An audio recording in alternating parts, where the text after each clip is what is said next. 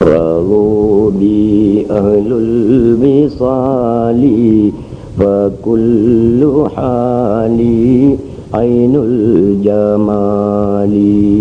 الله الله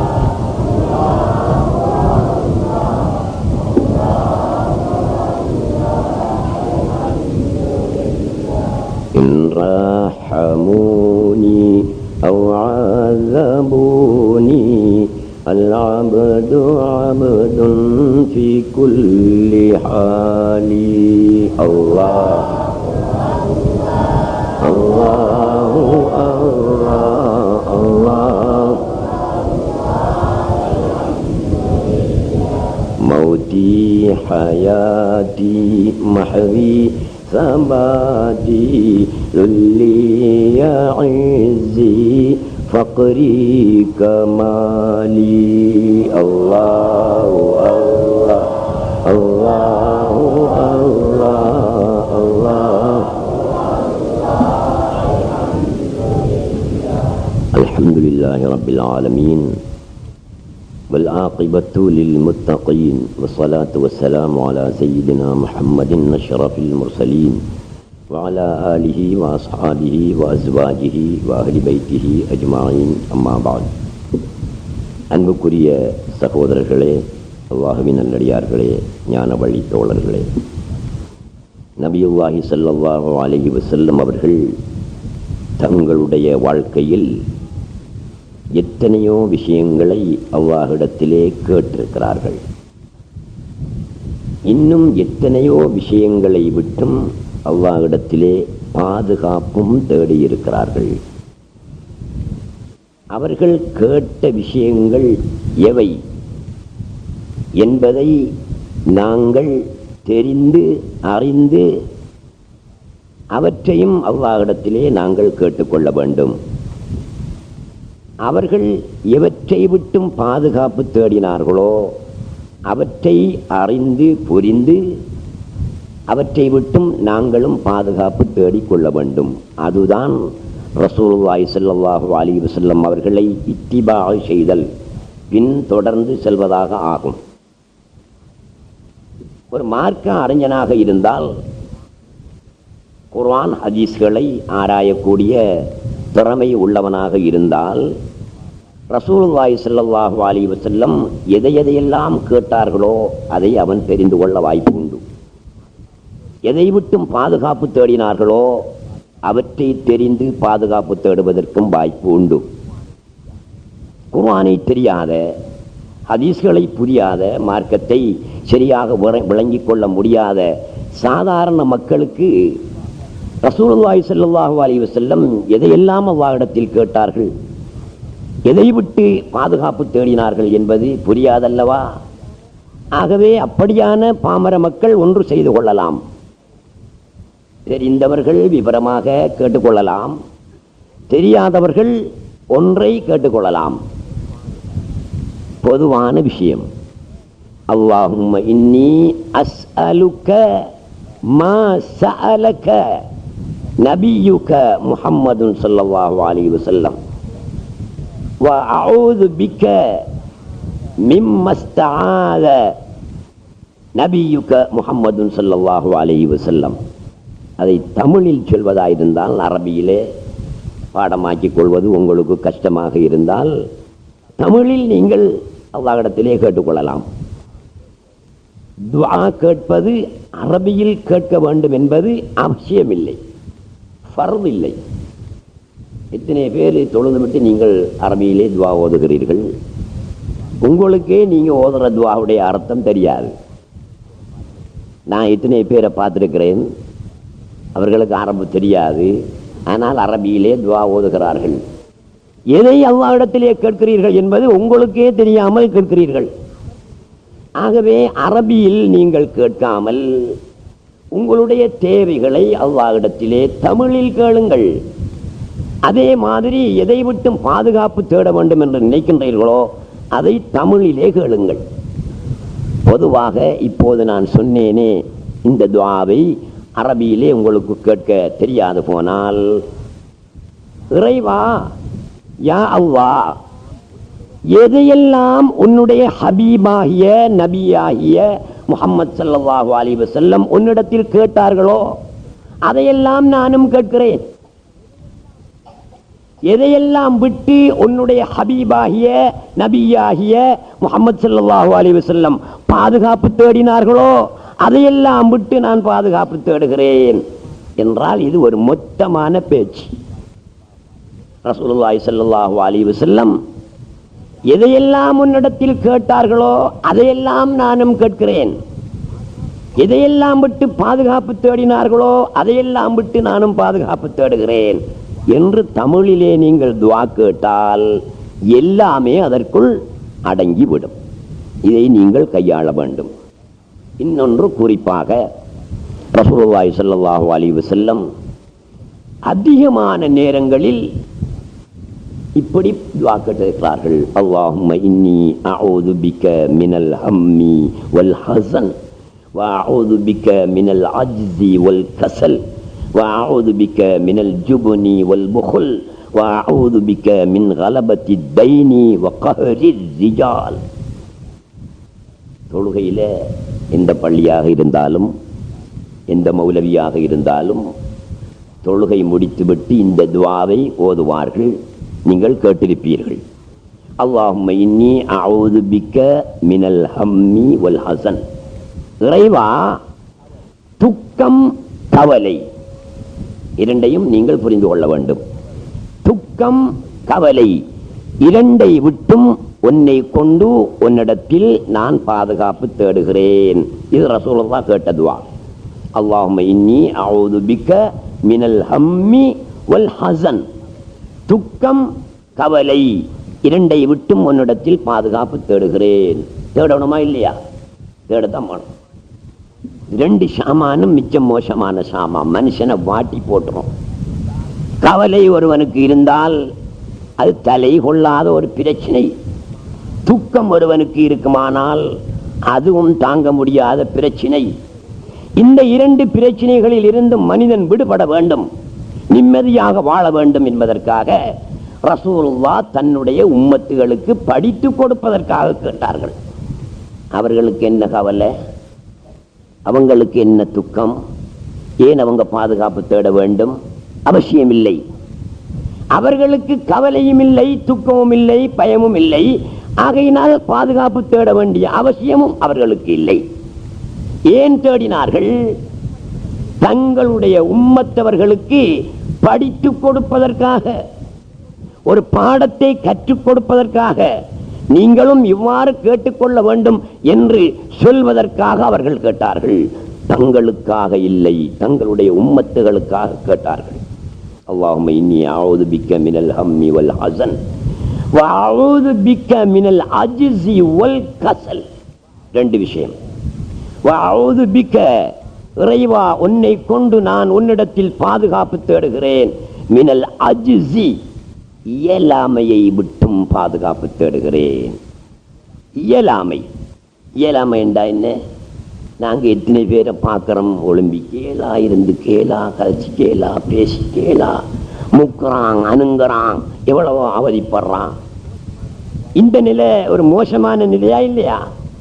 நாங்க இன்றைக்கு ஆரோக்கியமா இருக்கிறோம், எவ்வளவு செல்வத்தோடு இருக்கிறோம், எவ்வளவு சந்தோஷமாக இருக்கிறோம். இயலாமை என்ற ஒரு நிலை வந்தால் அது எவ்வளவு பெரிய ஒரு மோசமான நிலை.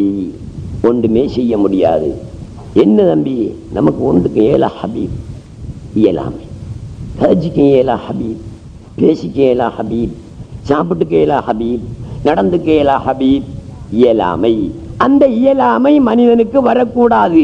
அதனால் அவனுடைய எத்தனையோ நல்ல விஷயங்கள் தடைப்பட்டு விடும் என்பதற்காக ரசூலுல்லாஹி ஸல்லல்லாஹு அலைஹி வஸல்லம் பாதுகாப்பு தேடினார்கள். நாங்களும் கேட்க வேண்டும் இயலாமை. அல்லாஹும்ம இன்னி அஊது பிக மினல் ஹம்மி வல் ஹஸன் வ அஊது பிக மினல் அஜ்ஸி வல் கஸல். கஸல் என்றா என்ன? சோம்பல்.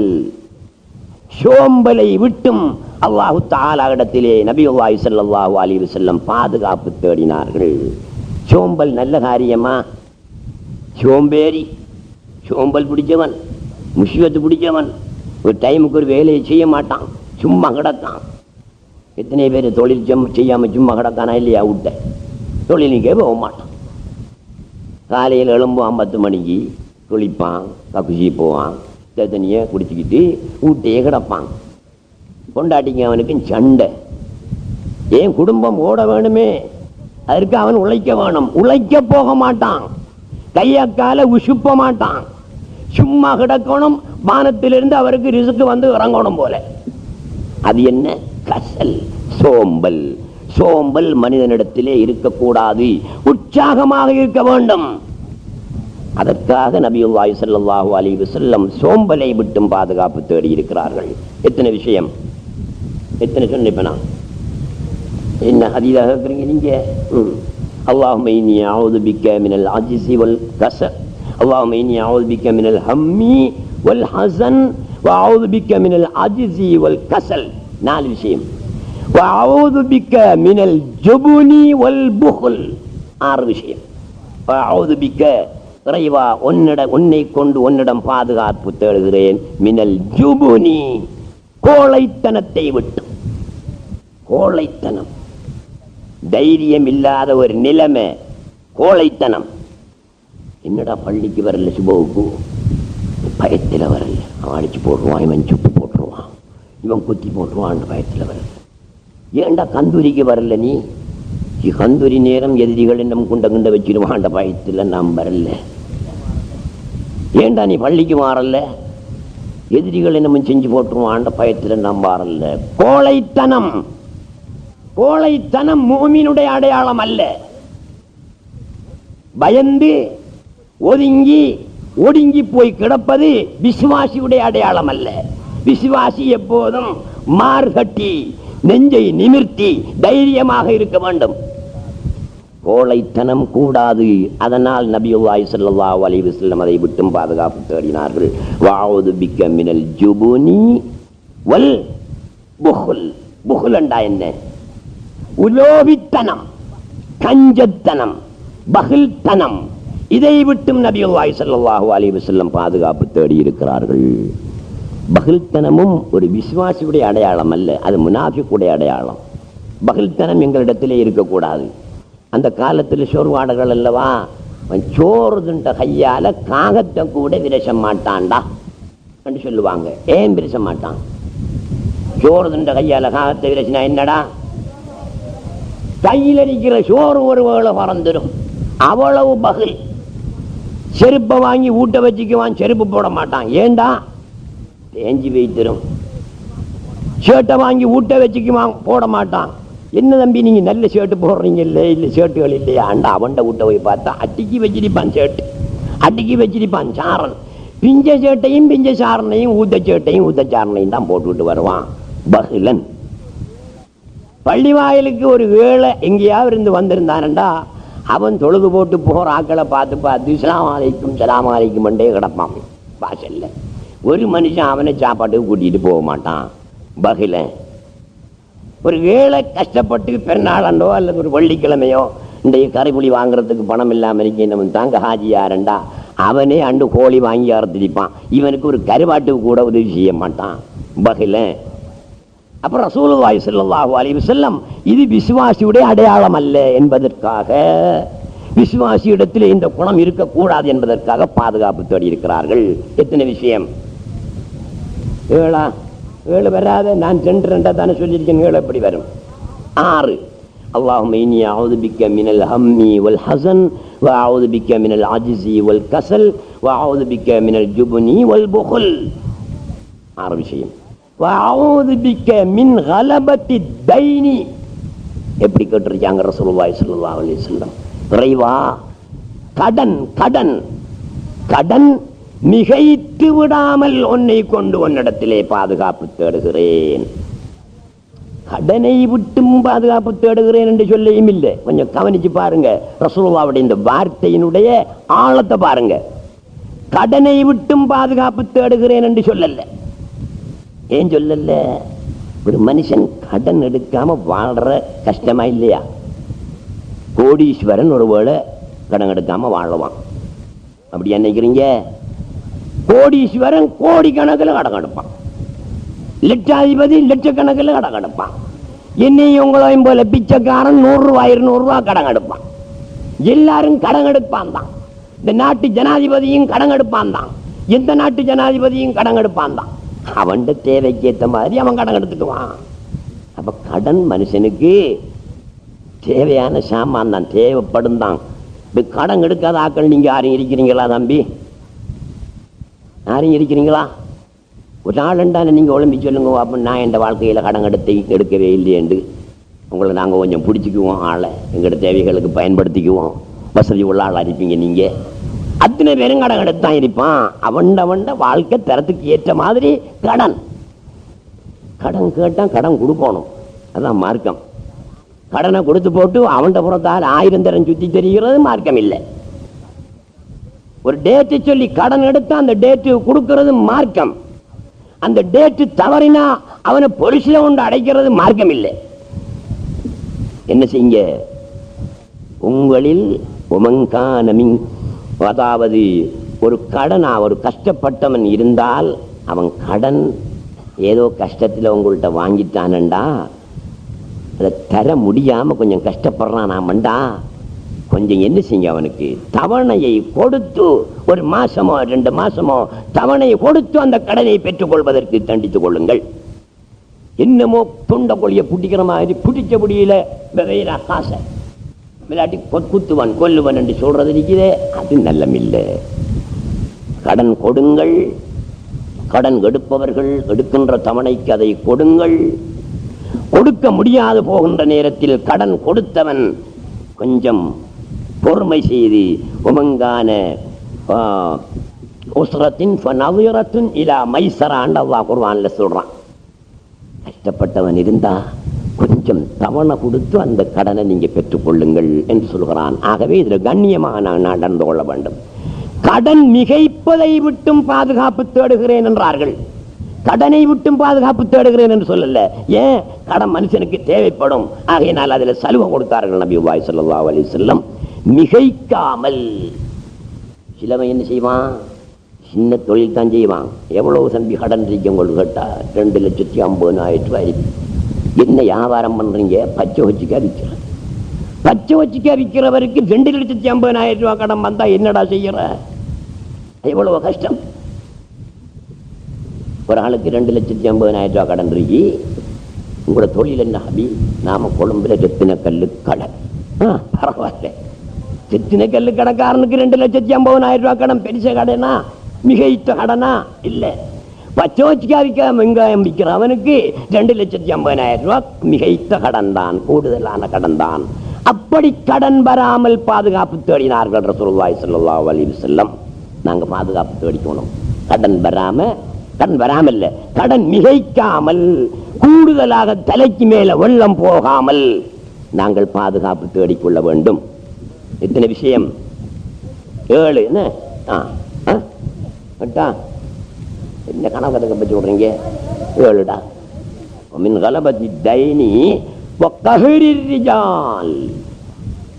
அந்த அடுத்த விஷயம் அந்த துஆவுடைய கடைசி தான். வக்கஹரிர் ரிஜால் என்றா என்ன?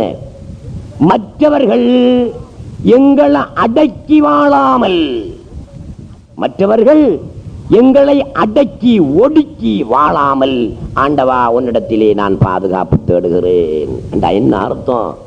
மத்தாக்களுக்கு பயந்து நடுங்கி ஒடுங்கி அடங்கி வாழாமல் தலை நிமிர்ந்து வாழக்கூடிய ஒரு நிலையில் எங்களை வைப்பாயாக என்று ரசூலுல்லாஹி ஸல்லல்லாஹு அலைஹி வஸல்லம் துஆ செய்திருக்கிறார்கள். இந்த அரபுல உள்ள துஆ தானே. உங்களுக்கு பாடமாக்குறது கஷ்டமண்டா தமிழ்ல இப்ப நான் சொல்லி தந்தேன் தானே அதனுடைய பொருட்கள். இதை தமிழ்ல நீங்க கேட்டுக்கொள்ளுங்கள்.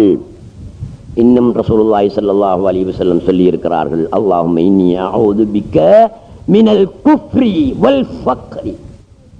இறைவா, குஃப்ரை விட்டும் என்ன ஈமான் இல்லாம போற நிலையை விட்டும் உன்னிடத்தில் பாதுகாப்பு தேடுகிறேன். வல் ஃபக்ரி, வறுமையை விட்டும் பாதுகாப்பு தேடுகிறேன். ஃபக்கீராக இருக்கிறது நல்லமா? அது நல்லம் இல்லையா?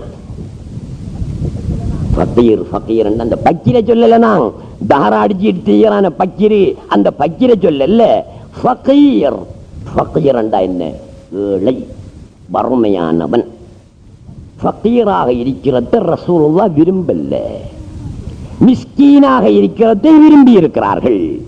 அல்லாஹும்ம அஹ்யினி மிஸ்கீனன் வ அமித்னி மிஸ்கீனன் வஹ்ஷுர்னி கதன் ஃபீ ஸும்ரத்தில் மசாக்கீன். இறைவா, என்னை மிஸ்கீனாக வாழவை, என்னை மிஸ்கீனாக மரணிக்கச் செய், மறுமை நாளில் என்னை மிஸ்கீன்களுடைய கூட்டத்திலே எழுப்பு என்று சொன்னார்கள். அப்ப மிஸ்கீனாக இருக்கிறத ரசூலுல்லாஹ் விரும்பி இருக்கிறாங்க. அல்லாஹும்ம இன்னி அஊது பிக்க மினல் குஃப்ரி வல் ஃபக்ர், ஃபகீராக இருக்கிறதை நான் விரும்பல்ல இறைவா, ஃபக்ரை எனக்கு தந்து விடாதே என்று சொல்லி இருக்கிறார்கள். அது என்ன ரெண்டு இடையில உள்ள வித்தியாசம்? அதை நீங்க தெரிஞ்சுக்கணுமா இல்லையா? தெரிஞ்சுக்கணும். ஒருவனுக்கு இன்றைக்கு 100 ரூபா வேணும், அவன் குடும்ப செலவுக்கு, மொத்த செலவுக்கு 100 ரூபா வேணும், அத்தியாவசிய செலவு. அவர் டிவி போட்டு பார்க்கறதுக்கு, இந்த வீடியோ கிளப்ல இருந்து கெசட் பீஸ் வாங்குறதுக்கு அதுக்கு அல்ல, அவர் அத்தியாவசிய தேவை. காலையில் ஒழும்பினா ஒருத்தன் ஒரு பிளேண்டியனான குடிக்கத்தானே தம்பி வேணும், காலையில் ஒரு 2 இடியப்பம் தானே வேணும்.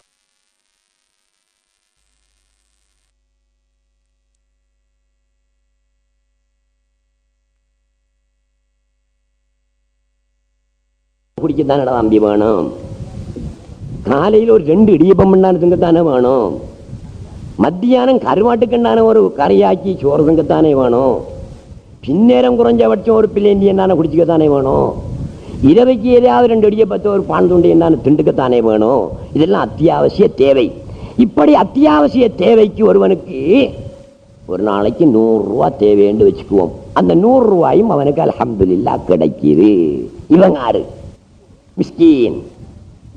என்ன, அவனுக்கு பிரச்சனை வராதல்லவா? 100 ரூபாயும் கிடைக்குது. இல்ல ஒருவன் இருக்கான், நாய் ஊட்டிண்டா போல 14 புள்ள 15 புள்ளையே பெற்று போட்டு இருக்காரு. அதுலயும் 10 புள்ள பொம்பளை புள்ளான். இங்க மகன் ஏசி திரியான். இந்த ஆளுக்கு பேலெல்லாம் புள்ளைய பெற்று போட்டு இங்க பாருங்க நம்மட தலையில கட்டி போட்டான். இந்த இப்ப நடந்துக்க எல்லாமே ஊட்ட கிடக்கான். நாம வெளிநாட்டுக்கு போய் அலைஞ்சு இந்த நாம கல்யாணம் முடிக்க முடியல, தங்கச்சி மாற கட்டி கட்டி கட்டி கொடுத்து இந்த நம்மட எல்லாம் நிறைச்சு போச்சு. 2 திட்டி திட்டி இருக்கிறவன் இருக்கானா இல்லையா? அப்போ மிஸ்கீனண்டா அவனுக்கு இப்போ ஒரு குடும்பம் இருக்கு, 7-8 பிள்ளைகள். அவரோட குடும்பத்துக்கு ஒரு நாளைக்கு 300 ரூபா வேணும், அத்தியாவசிய தேவைக்கு 300 ரூபா வேணும். அந்த 300 ரூபாயும் வருது. அவனாரு? மிஸ்கீன். பிரச்சனை வரா, அங்க சண்டை கண்டை வராது. அவ்வளவு தூரம் ஏன் இருக்க, டைமுக்கு தேவையானது இருக்கு, சண்டை கண்டை வராது. ஃபகீரண்டாரு, ஒரு ஆளுக்கு ஒரு நாளைக்கு 100 ரூபா தேவை. அவருக்கு எவ்வளவு கிடைக்குது மொத்தம்? ஒரு 50 ரூபா அல்லது 75 ரூபா தான் கிடைக்குது. அங்க பிரச்சனை வருமா வராதா? வரும். ஒரு குடும்பத்துக்கு ஒரு நாளைக்கு 300 ரூபா தேவை, அவருக்கு ஒரு 150 ரூபா தான் கிடைக்குது. அங்க பிரச்சனை வருமா வராதா? அதுதான் ஃபகீர்.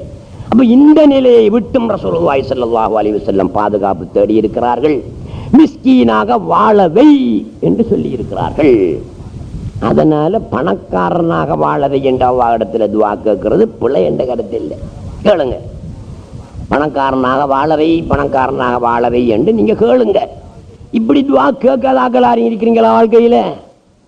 ஆண்டவனே பணத்தை தந்திராதே ரஹ்மானே, பணத்தை தந்திராதே ரஹ்மானே என்று கேட்டாக்கள் யாரும் இருக்கிறீங்களா? ஒருவனும் இருக்க மாட்டான்னு தான் நான் நினைக்கிறேன். புரூனை சுல்தான் கூட இறைவா என்னை கோடீஸ்வரனாக ஆக்கி என்று இப்பயும் கேட்டுக்கிட்டு தான் இருப்பான். அப்ப பணம்ங்கிறது இந்த ஆதமுடைய மகனை என்ன செய்யாது, நிறைவு செய்யாது. சோத்தை கொடுத்தா போதும் அம்மான், கறியை கொடுத்தா போதும் அம்மான், சர்வத்தை கொடுத்தா போதும் அம்மான், காசை கொடுத்து பாருங்க இன்னும் மடியை பிடிச்சிக்கிட்டே நிற்பான். அது போதும் என்று சொல்றவன் எவனும் இருக்க முடியாது. அப்படியா? எனவே செல்வத்தை அல்லாஹ்விடத்தில் கேளுங்கள், ஃபக்ருத்தனத்தை விட்டும் பாதுகாப்பு தேடுங்கள், மிஸ்கீனாக வாழவை என்று துஆ கேளுங்கள். இதெல்லாம் ரசூலுல்லாஹ் கேட்டிருக்காங்க. அடுத்தது கேட்டிருக்கிறார்கள், கொட்டாவி விடாதங்க, பசிச்சா கொஞ்சம் பொறுத்துங்க. அல்லாஹும்ம இன்னி அஊது பிக்க மின் மௌத்தில் ஃபுஜ்அ, அல்லாஹும்ம இன்னி அஊது பிக்க மின் மௌத்தில் ஃபுஜ்அ. அது நானும் விரும்ப மாட்டேன், நீங்க ஏன் விரும்ப மாட்டீங்க தான். பாதுகாப்பு தேடி இருக்கிறார்கள் ரசூலுல்லாஹி ஸல்லல்லாஹு அலைஹி வஸல்லம். என்ன திடீர் மரணத்தை விட்டும் இறைவா உன்னை கொண்டு நான் பாதுகாப்பு தேடுகிறேன். திடீர் மரணம் எப்படி? மரத்தால உள்ளுந்தான் ஜீவம் வைத்து, காரில் ஆக்சிடென்ட்ல பட்டான் ஜீவம் வைத்து, ஹார்ட் அட்டாக் வந்து ஜீவம் போகுது. மரணிக்கான். இதெல்லாம் என்னது? திடீர் மரணம். திடீர் மரணத்தை விட்டும் ரசூலுல்லாஹ் பாதுகாப்பு தேடி இருக்கிறார்கள். நாங்களும் பாதுகாப்பு தேட வேண்டும். ஆனால் திடீர் மரணம் சிலருக்கு நல்லம். யாரு? எந்த நேரத்திலும் இறைவனுடைய நினைவில் இறைவனில் பனாவாகி கிடக்கின்றானே அவனுக்கு திடீர் மரணமும் ஒன்றுதான், எல்லா மரணமும் ஒன்று. ஏன்? அவன் தான் ஹக்கிலே பனாவாகி கிடக்கான். அவனுக்கு திடீர் மரணம் நல்லந்தான். அதை பத்தி பிரச்சனை இல்லை. என்னையும் உங்களையும் போல ஹக்கில் பனாவாகாம சும்மா இருந்திருந்து போட்டு தான் அவன் நினைக்கிற மற்ற நேரங்கள்லாம் துன்யாவில் ஹாலில் பலாயில் திரிகிற ஆக்கள் இருக்கே. இப்படியான ஆக்களுக்கு திடீர் மரணம் நல்லமில்லை. ஏன்? வேற சிந்தனையில் இருக்கக்குள்ள அந்த மரணம் வந்துட்டா இவண்ட நிலை என்ன ஆகும்? இவண்ட காசி மனத்தில் கணக்கு பார்த்துக்கிட்டு இருக்கக்குள்ள மரணம் வந்துட்டா இவண்ட நிலை என்ன ஆகும்? பொஞ்சாதி புள்ள ஒட்டியல்ற பிரச்சனையில ஈடுபட்டு கொண்டிருக்கிற நேரத்தில் இவனுக்கு மரணம் வந்தா இவண்ட என்ன நிலை ஆகும்? ஆகையினால் திடீர் மரணம் எந்த நேரமும் அல்லாஹ்வுடைய நினைவில் இருப்பவர்களுக்கு சரி, உங்களையும் என்னையும் போன்ற சாதாரண மக்களுக்கு அது பொருத்தமற்றது. இதை விட்டும் ரசூலுல்லாஹி ஸல்லல்லாஹு அலைஹி வஸல்லம் பாதுகாப்பு தேடி இருக்கிறார்கள். எனவே அன்புள்ள சகோதரர்களே, ரசூலுல்லாஹ் எதை எதை கேட்டார்கள், எதை விட்டும் பாதுகாப்பு தேடினார்கள் என்பதில் ஒரு சிலதை உங்கள் மத்தியிலே நான் சொன்னேன். எல்லாத்தையும் சொல்வதாயிருந்தால் நேரம் நின்றுவிடும். முக்கியமான ஒரு விஷயத்தை சொல்வதற்காகத்தான் நான் எழுந்தேன். ஆனால் எடுத்தவுடன் அதை சொல்லாமல் ஏதோ ஒரு ஹதீஸோடு சம்பந்தப்பட்ட ஒரு விஷயத்தை சொல்லிட்டு அதை சொல்லலாம் என்பதற்காகத்தான் இந்த விஷயத்தை சொன்னேன். 2 நாட்களுக்கு முன்னால் ஒரு பரபரப்பான செய்தி கேள்விப்பட்டிருப்பீர்கள். நீங்கள் அத்தனை பேரும் தௌஹீது குடும்பத்தை சேர்ந்தவர்கள். குடும்பத்தில் ஒரு விஷயம் நடந்தால் குடும்பத்தவர்களுக்கு அதை சொல்லத்தான் வேணும். வெளியில் உள்ளவர்களுக்கு சொல்லாவிட்டாலும் குடும்பத்தவர்களுக்கு, வீட்டில் உள்ளவர்களுக்கு அந்த செய்தியை சொல்லத்தான் வேணும். அந்த செய்தியை நான் சொல்ல போறேன். என்னுடைய நோக்கம், சொல்றத்தினுடைய நோக்கம் என்ன தெரியுமா? நீங்களும் வீணான தவறான செய்திகளை பரப்பக்கூடாது, பொய்க்கதைகளை இட்டுக்கட்டுகளை வெளியாக்கக்கூடாது என்பதற்காகவும், மற்றவர்கள் சொல்லக்கூடிய பொய்யான தகவல்களை நீங்கள் நம்பிக்கொள்ளக்கூடாது என்பதற்காகவும் 2 நோக்கம். நீங்கள் ஒரு விஷயத்தை தெரியாம புரிந்து கொள்ளாமல் கண்ட நின்ற மாதிரி வாக்கி வந்த மாதிரி கதைக்க கூடாது என்பதற்காகவும், மற்றவர்கள் தருகின்ற தவறான பொய்யான தகவல்களை நம்பக்கூடாது என்பதற்காகவும் நான் இதை குறிப்பாக சுருக்கமாக சொல்லிக் கொள்கிறேன். முந்த நாள் ஒரு பரபரப்பான செய்தி என்ன தெரியுமா? சுமார் ஒரு 4 மாதங்களுக்கு முன்னால் ஏறாவூரை சேர்ந்த, உங்களுக்கு தெரியும், அந்த கொட்டான் பையன், நம்ம ஊரில் பிச்சை எடுத்துக்கொண்டு திரிந்த அந்த கொட்டான் பையன், அவருடைய பெயர் முகம்மது ஹசன். அவர் சுமார் 4 மாதங்களுக்கு முன்னால என்னிடத்துல வந்து, மௌலவி, நான் ஏறாவூர் ஒரு ஏழை, எனக்கு தகப்பன் இல்லை, தாய் இருக்கிறாள், வயது முதிர்ந்தவள், நான் இந்த ஊர்ல பிச்சை எடுக்கிறேன், எனக்கு தங்குறதுக்கு மட்டும் ஒரு இடம் தேவை, இந்த பள்ளியில நான் படுத்துக்கொள்ளலாமா? பகலையில பிச்சை எடுத்து விட்டு இரவையில மட்டும் இந்த பள்ளியில படுத்துக்கொள்வதற்கு அனுமதிப்பீர்களா என்று கேட்டார். இதற்கால ஒரு 4 மாசம் இருக்கும். நான் பார்த்தேன், அவ்வாட பள்ளியில படுக்க வேணான்னு சொல்லலாமா? அந்த பள்ளிக்குள்ள படுக்கப்படும், அது சரி, இந்த ஹோலுக்குள்ள படுக்கலாம், பள்ளியில இடம் இருக்கு, படுக்கலாம். எத்தனை பேர் வாரான், படுக்காம சாபிரங்காம் போறான். வார எல்லாருக்கும் நாங்கள் இடம் கொடுக்கறதும் இல்லை. அதுலேயும் ஆக்களை பார்த்து கொஞ்சம் கரடு முரடான ஆக்களாக இருந்தால் ஐடென்டி கார்டை தாங்க தம்பி, இங்கே பொலிச்சு கிழிச்சு வருவான் அப்படி என்று ஐடென்டி கார்டெலாம் பார்த்து விவரத்தை அறிஞ்சு தான் படுக்க போடுறேன். அண்ணன் நான் சாக போகிற வயசில் வாரான், அவனுக்கிட்ட ஐடென்டி கார்டெல்லாம் பார்த்துக்கிட்டு இருக்கலாமா? சரி தம்பி படுங்க என்று சொல்கிறேன். இவன் ஒரு ஏழை பையன், சரி தம்பி நீங்கள் படுத்துக்குங்கன்னு சொன்னேன். அவர் காஞ்ச படுப்பார்.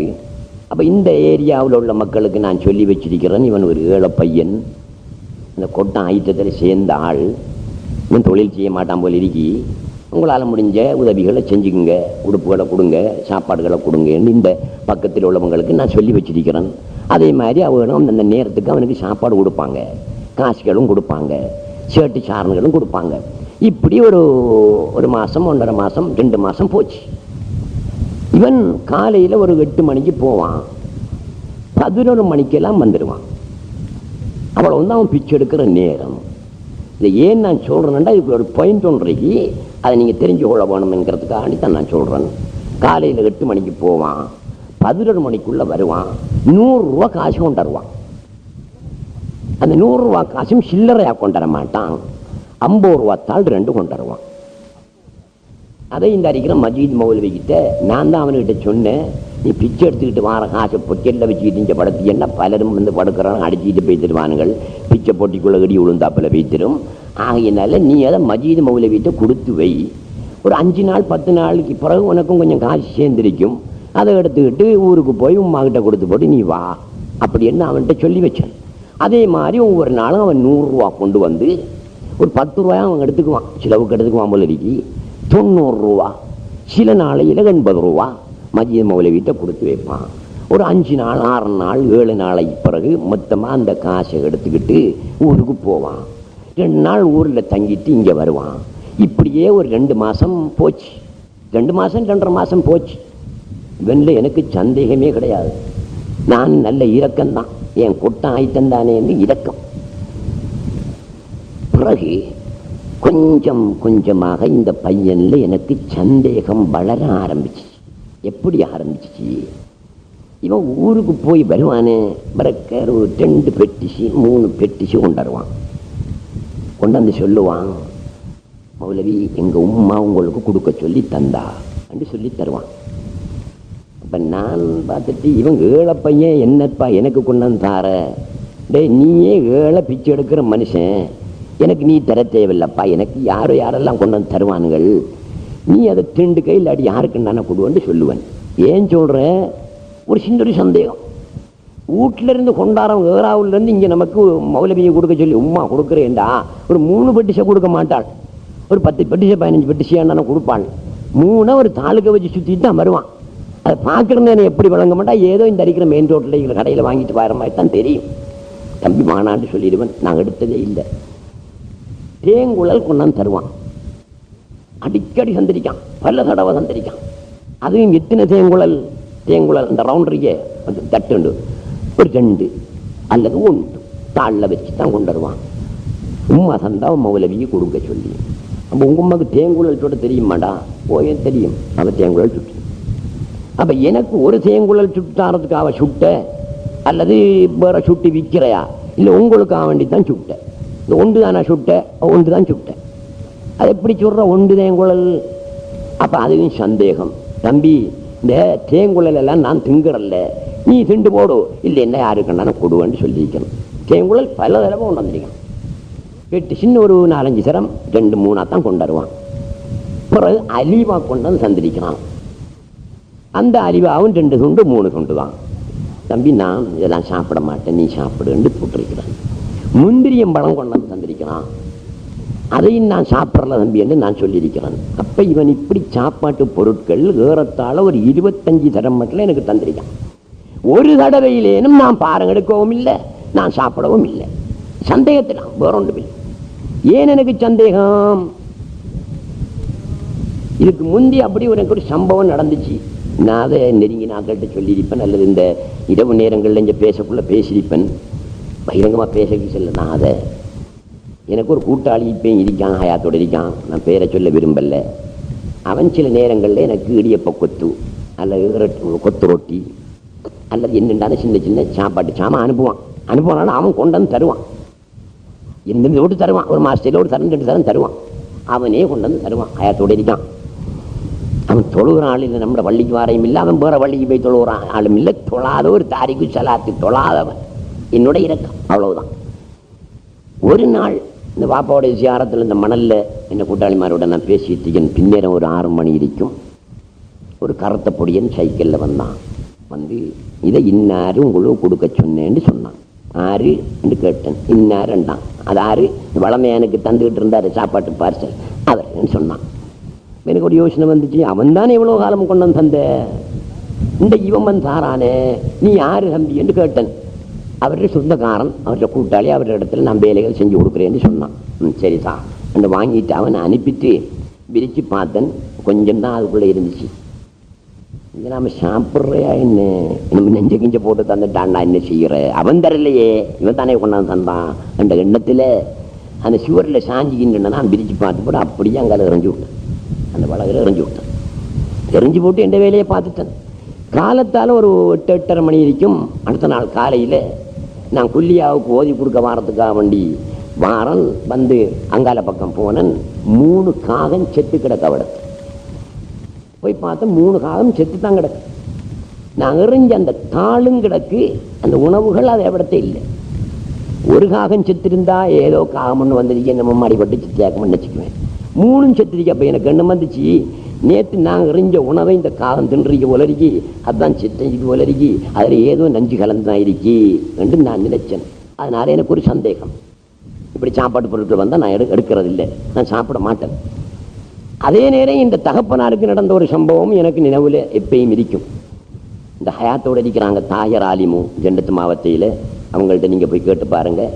அவங்க சொன்ன செய்தி தான் எனக்கு தெரியாது, ரொம்ப காலத்து செய்தி. ஊர் ரோட்டில் ஒரு மதரசாவும் இருக்கு, இப்பயும் இருக்கு, குர்ஆன் மதரசா. மீமுதீன் ஹாஜியாருடைய கடைக்கு முன்னால் ஒரு ஒழுங்க போகுதே, அந்த ஒழுங்கையில் ஒரு குர்ஆன் மதரசா இருக்குதே. அந்த மதரசாவில் என்னுடைய தகப்பனார் அவர்கள் அந்த காலத்தில் ஓதி கொடுத்துருக்கிறாங்க. நான் அன்னைக்கு இப்போ 50 வருஷத்துக்கு மேற்பட்ட செய்தி. தாயராலையும் பாப்பாட்ட ஓதிட்டிருக்கிறாங்க.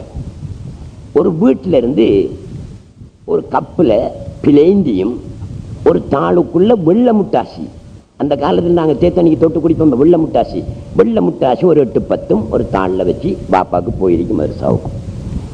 பாப்பா தேத்தண்ணி எடுத்து குடிச்சாகலாம்.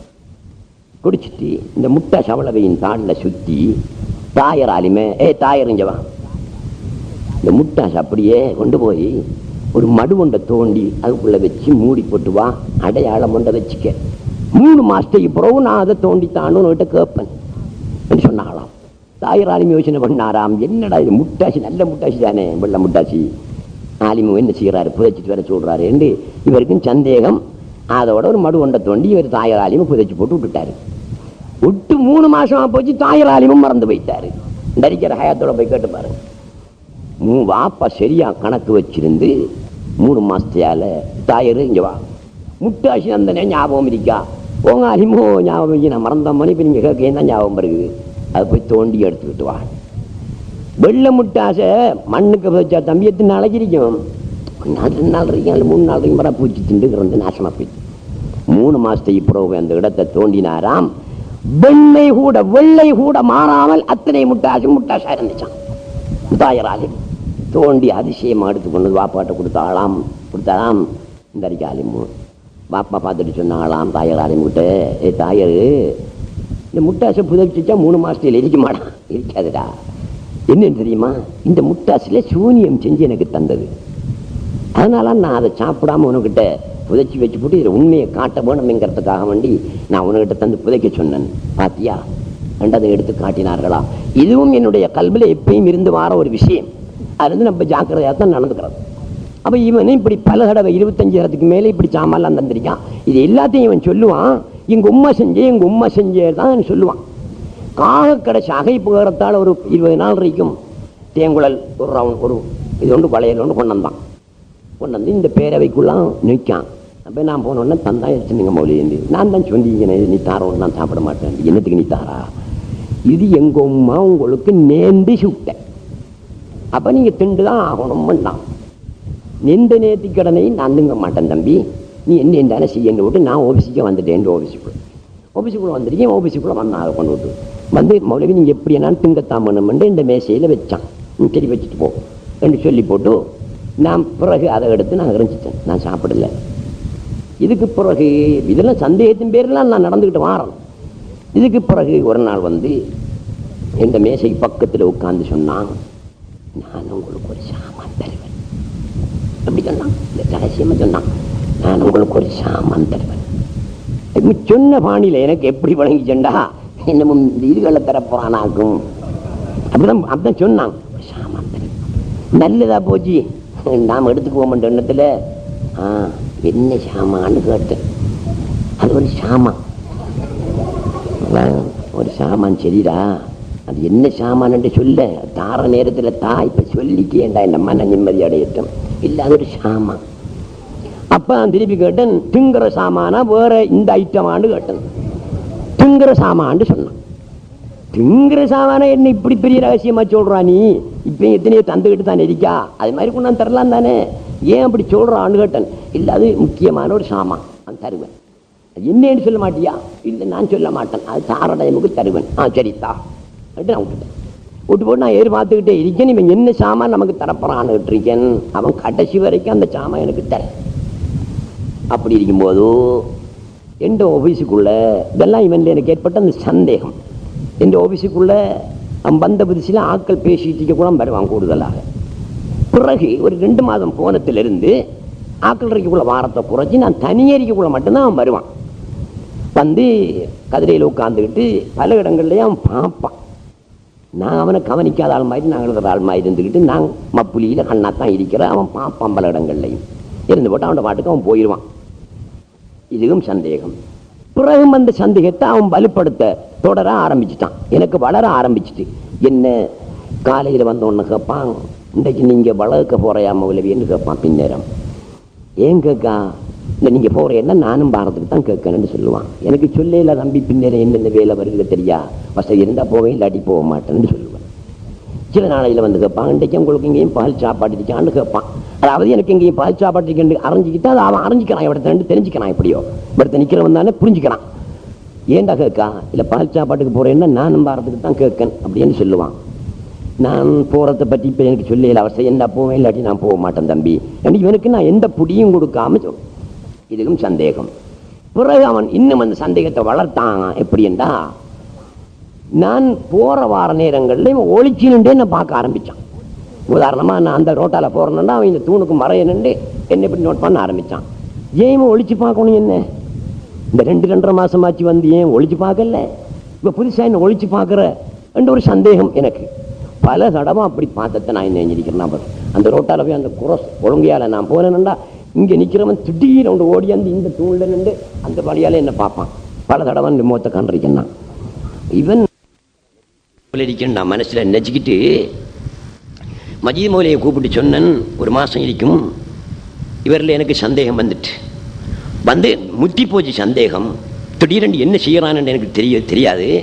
நீங்கள் இவனில் ஒரு கண்ணா இருந்துக்கணும்னு மஜீத் மௌலிட்டு நான் சொல்லி வச்சுட்டேன். பெரிய சமூக மௌலவியை கூப்பிட்டு இவனில் எனக்கு சந்தேகம் அறிக்கி நீங்கள் இவனில் ஒரு கண்ணா இருக்கணும்னு சொல்லி வச்சுட்டேன். இதை நான் நேற்று போலீஸ்லேயும் என்ன செஞ்சிருக்கேன், வாய்மொழி மொழி நான் கொடுத்துருக்கேன், இந்த விஷயத்தை நான் கொடுத்துருக்கேன். அதனால் அவங்கள்ட்ட பகிரங்கமாக சொல்கிறேன். சொல்லி வச்சுட்டேன். சொல்லி வச்சிட்டோன்னா இவர்களும் மனசில் வச்சுக்கிட்டு இவனை நோட் பண்ணி இருக்கிறேன். இது இன்னும் இவனுடைய நடவடிக்கைகள் கூட கூட இப்படி வந்துகிட்டு இருந்துச்சு. இப்போ 2 நாளைக்கு முதல் முந்த நாள் ஒரு 10 நாளைக்கு முதல் என்கிட்ட வந்து சொன்னால், உங்களோட வீட்டை வாரத்துக்கு எனக்கு ஆசையாக இருக்கு, வரையான்னு கேட்டான். நீ வராத, எனக்கு ஆசை வந்தால் நான் கூட்டிக்கிட்டு போவேன் வந்து நான் இவன்கிட்ட சொன்னேன். சொன்னதுக்கு பிறகு ஒரு 5 தடவாளவும் இவன் வந்தான் எங்கட வீட்டை. அவன் எதால் வந்தானண்டா, நான் பொது வழி எங்கட வீட்டுக்கு பொது வழி ஆதம்பொடி ஹாஜியார் இல்லைன்னு தான் இருக்கு. எனக்கு மட்டும் பாவனைக்குரிய ஒரு வழியாக சமீம் ஆசிரியருடைய வீட்டு வழியை நான் வச்சிருக்கேன். அது நான் மட்டும்தான் போக்குவரத்து செய்யணும்னு வச்சிருக்கேன். எனக்கு லேசிக்காக வேண்டியும் பாதுகாப்புக்காக வேண்டியும் நான் அதை வச்சிருக்கேன். அதால் யாருமே என்னை தேடி வர்றதில்லை. இவன் இந்த வழியால் அவன் ஒரு 4-5 தரம் வந்திருக்கான். அப்போ எங்களோட வீட்டை கூட கூப்பிட்டு சொல்லியிருக்காங்க, நீ மௌலவியை சந்திக்கணும்னா நீ அங்கே வச்சு சந்திச்சுக்கணும், இங்கே வீட்டை வந்து சந்திக்கக்கூடா, அப்படி சந்திக்கத்தான் வேணுமெண்டா மெயின் வழியால் வரணும், இந்த வழியால் நீ வரக்கூடாண்டு எச்சரிக்கை பண்ணி இருக்கிறாங்க. அதை கேட்டிருந்தும் அவன் பல தடவை இந்த வழியால் வந்திருக்கிறான். முந்த நாள் காலையில் 9 மணி குல்லியாவுக்கு ஓதி கொடுக்க வரத்துக்காக நான் குசினியில் சாப்பிட்டுக்கிட்டு இருக்கிறேன். இந்த வழியால் வந்து கேட்டை தள்ளி இந்த கேட்டுக்குள்ளே இப்படி நிற்கான். நல்லவன் நிற்கிறதுக்கும் கள்ளன் நிற்கிறதுக்கும் வித்தியாசம் பண்ண தெரியும் தானே. பதுங்கிறது என்னத்துக்கு, பதுங்கிட்டு நிற்கான். அப்போ நான் எங்கட மனுஷியை கூப்பிட்டு ஒரு பொய் தான் சொன்னேன். இந்த பையன் வந்திருக்கான், என்ன கேட்டால் காணலை என்று சொல்லிடுங்க, ஏதோ ஹதியா கேட்டால் கொடுங்கன்னு சொன்னேன். காலையில் 9 மணி மனுஷி போய் என்ன தம்பின்னு கேட்டேன். மௌலவி இருக்காகலாம். மௌலவி இல்லை, வழியே போனேன். அப்போ என்ன வேணும், ஹதியா தாங்க. உடனே மனுஷி 5 ரூபா காசு கடியாக கொடுத்தான். எடுத்துக்கிட்டு இந்த வழியால் வந்துட்டான்.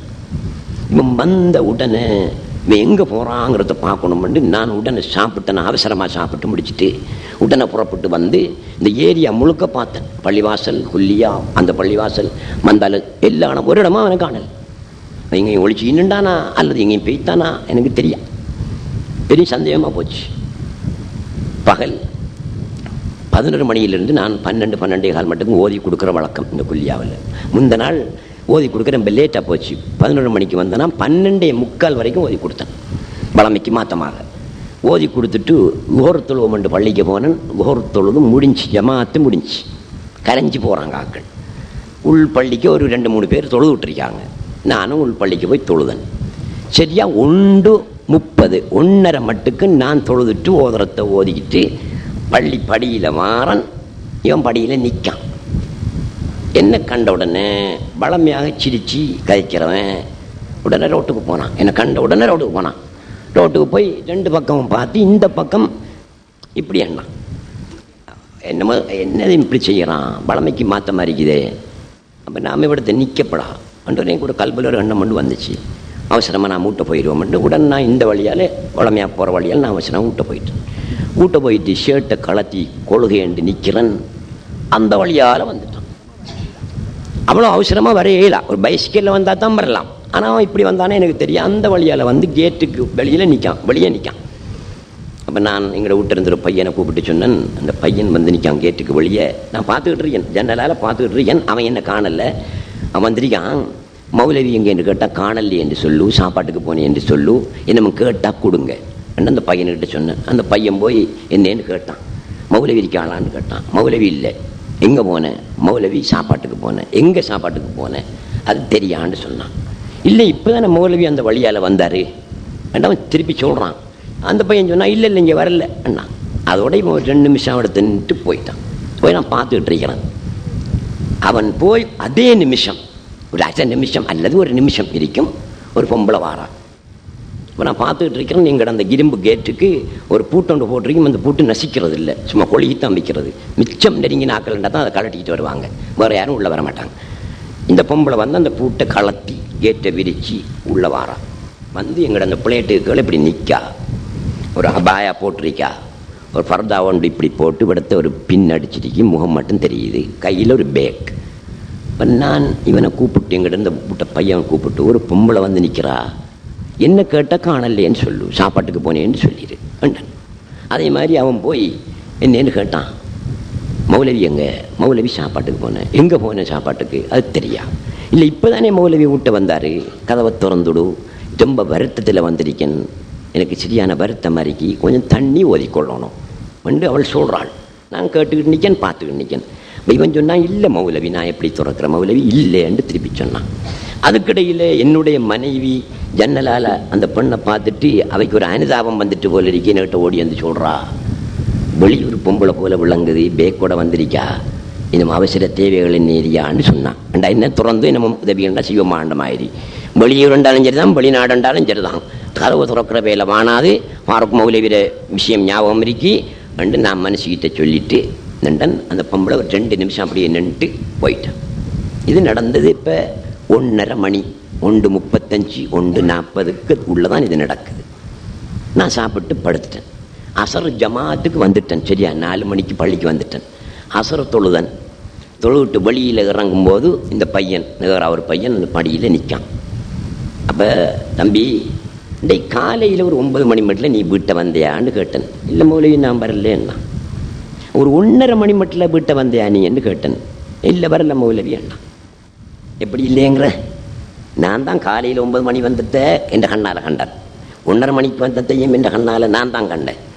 இவன் இல்லை என்ற உடனே எனக்கு ஒரு சந்தேகம் வந்துச்சு. ஒரு கொட்டாம்பையே எங்கட வீட்டை வந்து போனதாக காலையிலையும் மத்தியானமும் சொன்னாங்களே, நீ என்று தான் நினைச்சேன். அப்போ நீ இல்லையா?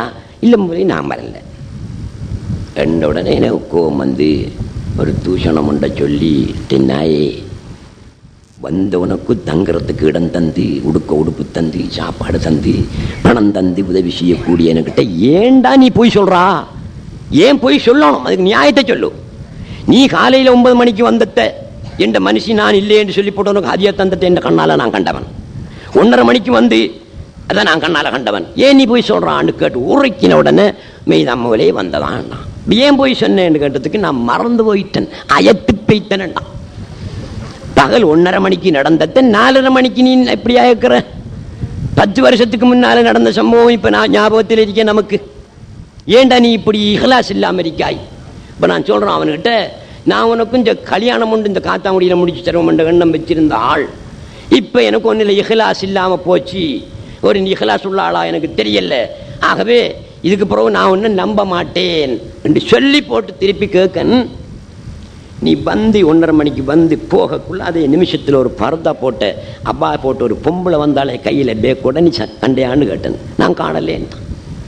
அவன் காணாம இருக்க நியாயம் இல்லை. அதே நிமிஷம் இருக்கணும், காணலேன்ட்டான். திருப்பியும் கேட்டேன், காணலேன்ட்டான். அப்படியா, சரி நீ போய் சொல்றாய் என்று சொல்லி போட்டு நான் ஆஃபீஸுக்குள்ளே போயிட்டேன். 5 மணி, இது 4:30 மணிக்கு நடக்குது. பின்னேரம் 5 மணிக்கு ஆஃபீஸுக்குள்ளே போயிட்டேன். ஆஃபீஸுக்குள்ளே போயிருந்தோடனே நம்ம பிள்ளைகள் 2-3 பேர் இவனை கூட்டிகிட்டு வராங்க. வந்து சொன்னாங்க, மௌலவி இந்த பொம்பளையை பற்றி இவனுக்கு தெரியுமாண்டி இப்போ சொல்கிறான்ண்டு.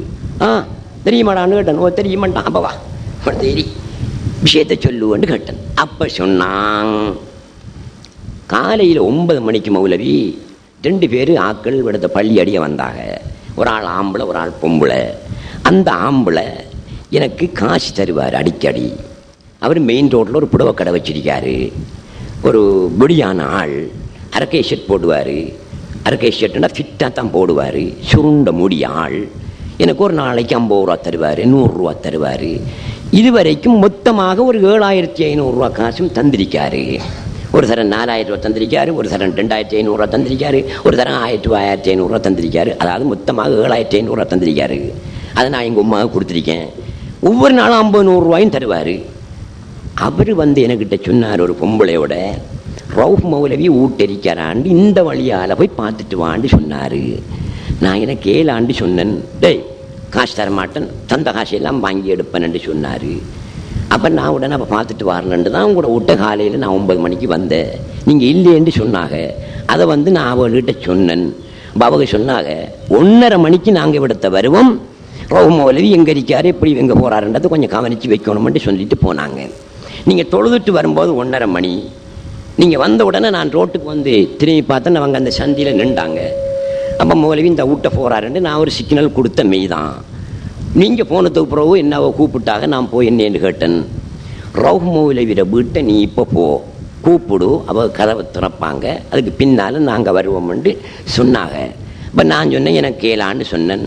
உடனே அவர் ட்ரௌசர் போட்டிருந்தார். அந்த ட்ரௌசருக்குள்ளே இருந்து ஒரு பிஸ்டல் எடுத்து என்னட்ட காட்டி, உன்னை கொலை செய்வன், இப்போ போன்னு சொன்னார். எனக்கு பயம் வந்துச்சு. அதனால நான் அவங்களோட விட்ட வந்து நான் அவங்கள தட்டி கூப்பிட்டேன். நீங்கள் இல்லைன்னு சொன்னாங்க. அதோட நான் திரும்பினேன். எனக்கு பின்னால் அந்த பொம்பளை நின்றா. நான் திரும்பின உடனே பொம்பளை அவங்களோட விட்ட உள்ளுக்கு கேட்டை திறந்து விட்டு உள்ளுக்கு வந்தா. அவைக்கு என்ன வீட்டை சொன்னேன்றது எனக்கு தெரியாது. நான் தள்ளி நின்றன். அவள் திரும்பிக்கிட்டு வந்து அவர்கிட்ட சொன்னா, மௌலவி உள்ளுக்கு தான் இருக்காரு போல இருக்கி, அவள் இல்லைன்னு சொல்கிறாங்க, நாங்கள் போவோம்னு சொன்னாங்க. அதோட அவள் போயிட்டாங்க, நான் வந்துட்டேன். இவ்வளவுதான் நடந்தேன்னு சொன்னான். அப்போ நான் சொன்னேன், டே காலையில் இப்படி நடந்த செய்தியை மத்தியானம்டான்னு என்கிட்ட சொல்லியிருக்கலாமடா. இப்போ என்ன கொலை செய்ய வாராக்களுக்கு நீ உடந்தையாக இருந்திருக்கிறியே, எப்படி அப்பா உன்னை வச்சுக்கிறேன் நான் நம்புறது? நீ விடிய காலையில் சுபகுக்கிடையில் என்கிட்ட உள்ளத்தையெல்லாம் சொல்லணும். நீ எத்தனை உண்மைகள் உன்னிட்ட இருக்கும் போல இருக்கி. சொல்லலேண்டா நான் காலையில் உன்னை போலீஸில் கொடுப்பேன். சொன்னியாமண்டா அல்லாஹ்ரவேனாலும் உன்னை ஊருக்கு அனுப்பிடுவேன், நான் உனக்கு ஒன்றும் செய்ய மாட்டேன்னு சொன்னேன். சொல்லிட்டு சுபகுக்கு பாங்கு சொல்கிற வரைக்கும் அவனை வச்சுக்கிட்டு நானும் என்னோட இருந்து ஒரு 5-10 பேரும் எவ்வளவோ தண்டி தண்டி கண்டி கண்டி கேட்டேன். அவன் நிறைய விஷயங்கள் எல்லாம் சொன்னான். ஒரு கும்பல் விஷயம் சொன்னான். அதில் எது பொய் எது மெய் என்று நமக்கு தெரியாது. விஷயங்கள் நிறைய சொன்னான்.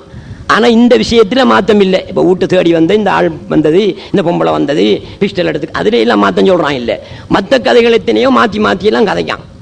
கேட்டு போட்டு சுபகுக்கு வாங்க சொன்னதுக்கு பிறகு ஆளை இந்த குள்ளியாக்க போட்டு பூட்டை போட்டுவிட்டு 2 பக்கமும் ஆக்கள் வந்து அடித்து போட்டுருவான்ட பயத்தில் பூட்டை போட்டுவிட்டு அவனை தனியை விட்டுட்டு 8 மணிக்கு போலீஸ் ஸ்டேஷனுக்கு ஆக்கள் அனுப்பி, இப்படி ஒரு ஆள் இருக்கிறாரு, இப்படி தகவல் எல்லாம் தாராரு, எங்களுக்கு தெரியா உண்டு, நீங்கள் வந்து அவரை பாருங்கன்னு சொல்லி அனுப்பினோன்னா போலீஸால் வந்தாங்க.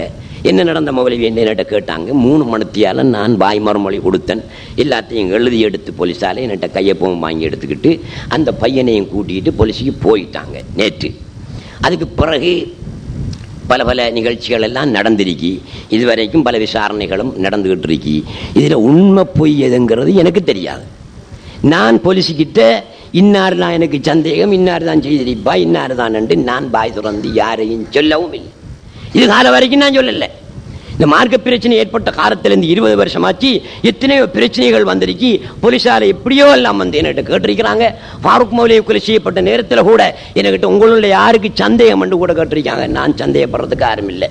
மார்க்க ரீதியாக எனக்கு பல எதிரிகள் இருக்கிறார்கள், அவ்வளவுதான் தெரியும். யார் யார் என்னென்ன செய்யறாங்கிறது எனக்கு தெரியாது என்று நான் சொல்லியிருக்கேன். அதே மாதிரி நேற்றும் நான் யாரையும் அடையாளம் சொல்லவோ அல்லது பேரை சொல்லவோ அல்ல இன்னாரெல்லாம் சந்தேகம் என்று சொல்லவோ இல்லை. இவனை மட்டும் பாரம் கொடுத்திருக்கேன். உங்களால் முடிஞ்ச அளவுக்கு இவனுக்கிட்ட இருந்து தகவலை எடுத்து நீங்க எடுக்கிற நடவடிக்கை எடுங்கன்னு சொல்லியிருக்கிறேன். ஆகையினால போலீஸ் இப்ப பாருங்க எடுத்து விசாரணைகள் நடத்தி கொண்டிருக்கின்றன. எனவே சகோதரர்களே, நாங்கள் ஒன்றுதான் செய்யலாம். ஏதோ இவருக்குள்ள ஒரு மர்மம் இருக்குங்கிறது நமக்கும் தெரியுது, போலீஸுக்கும் தெரியுது. ஆனால் இது மறைக்கப்படுவதற்கும் சில சக்திகள் மறைப்பதற்கும் தலையிட்டு இயங்கி வருவதாக நாம் அறியக்கூடியதாகவும் இருக்கிறது. எனவே நீங்கள் அல்லாஹ் தஆலா இடத்துல ஃபாரூக் மௌலவியை கொலை செய்தவனும் அந்த கொலைக்கு உடந்தையாக இருந்த பின்னணி ஆட்களையும், இந்த விஷயத்தில் கொலை செய்ய வந்தவன் பெண்ணோ அல்லது பெண் வேஷம் போட்ட ஆணோ ஆளும் பின்னணியில் இருப்பவர்களையும் அல்லாஹு தஆலா பகிரங்கமாக வெளிப்படுத்தி காட்ட வேணும் என்று நீங்கள் துஆ செய்ய வேணும். நானும் துஆ செய்கிறேன்.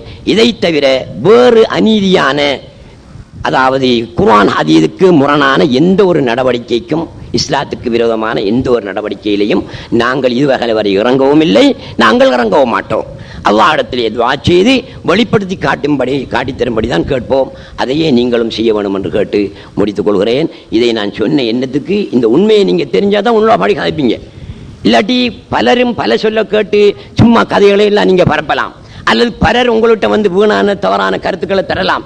இதை தவிர்த்து கொள்ளும் முகமாகத்தான் உங்கள் மத்தியிலே இந்த கருத்துக்களை சொன்னேன். அஸ்ஸலாமு அலைக்கும் வரஹ்மத்துல்லாஹி வபரகாத்துஹு.